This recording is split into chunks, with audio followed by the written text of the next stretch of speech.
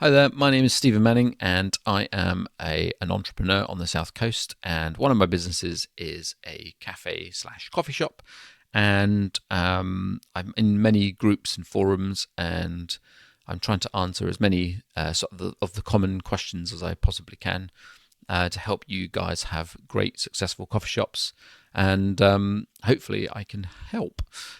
So today we're going to be talking about menu pricing, and hopefully after this tutorial you'll understand how I have managed to price my menu items and sell them at the correct margins to make a good return on the menu items, on what people are buying in the shops. So let's crack on. At the end of the day, it's there is a limit to what people will pay for food, because it depends on what type of customers you have, the type of cafe or restaurant you have, the location of the restaurant, and the type of food that you produce. And I've put a little example down there. Remember to watch out for increasing costs.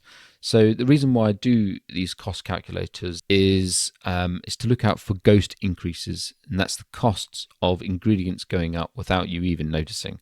So using the same supplier year after year, what happens is the cost of goods start to slowly rise, and your menu item has stayed the same price for a year or two. And what happens is the profit margin shrinks without you even noticing it. So you want to keep an eye on it to make sure that you're still making a good margin on each of your menu items. And the only way to keep a good profit margin is to either increase the menu price or decrease the ingredients price, or do a little bit of both. So looking after a good healthy profit margin means that you'll keep a good margin, and if you do nothing over time, your margins will shrink. I'm going to use an example here, which is a simple ham sandwich, and this is how I would cost a simple ham sandwich. It is quite detailed. The more detailed you can be, the better result you will get, because you'll have a more exact idea of what your gross profit margin is. So it needs to be done by count, weight, or volume of ingredients to work out what a menu item costs. In this example here, I've done the simple ham sandwich with ham and cheese, a bit of butter, and a mayo topping. And this is how I would calculate it. I won't go through each individual part, but let's talk about the bread. The bread's £2 a loaf, and you get 20 slices that you can use out of it. These are all made up figures, by the way.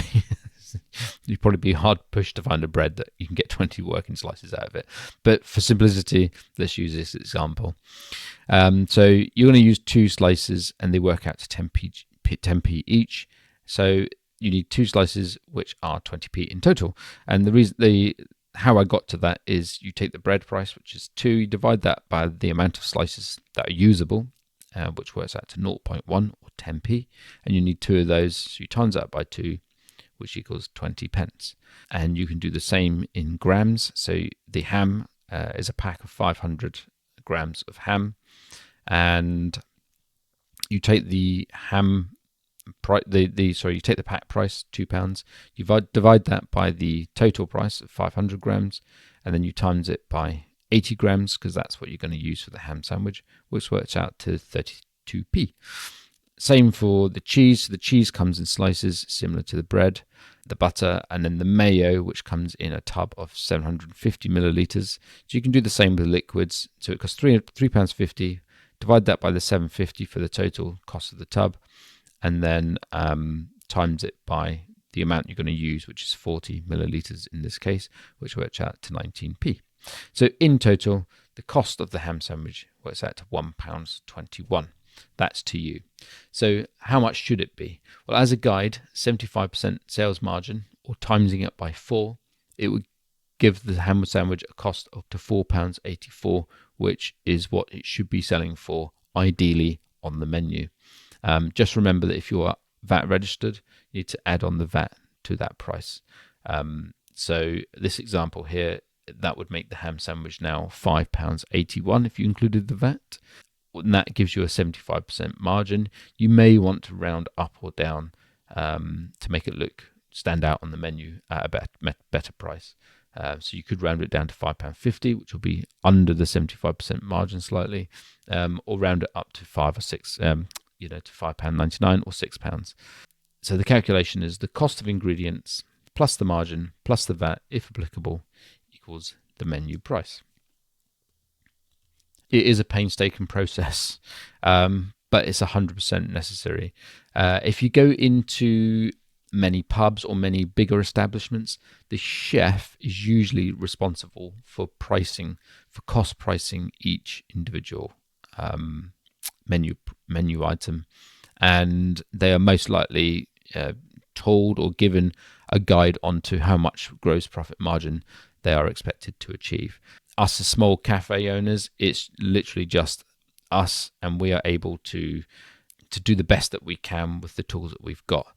And that's probably a good reason for me producing these videos, is that I want everyone to be able to achieve. I want everyone to have a cafe that makes profit and can grow when times can be really, really quite tough. And this is probably a process that you should be doing at least every 6 months to try and make sure that you're making the right margins and those ghost price increases aren't affecting your menu prices. And if your profit margins are shrinking, then you need to look at negotiating lower ingredients costs, or taking them off the menu maybe if they go up too much, or putting the prices up altogether. Just lastly, just don't fall into the trap. I've now just explained that buying real cheap ingredients and selling at real high margins is the way to make lots of money, and it's 100% true. However, people, I believe, know low quality food, and you don't want to be known for selling expensive but very bad food. So a balance of quality and price is needed for a healthy margin and a good reputation, leading to future recommendations and repeat custom. That really is the goal of doing the menu pricing and using healthy margins. It shouldn't be about ripping people off. It should be a balance of quality and a healthy margin. So if you found this video helpful and you want more content like this, please like, subscribe, and leave a comment below on what other videos you want me to do. I can do other explainer videos. A good one to go alongside this one would be to work out what your total gross profit margin is, and perhaps I'll do that in the next video.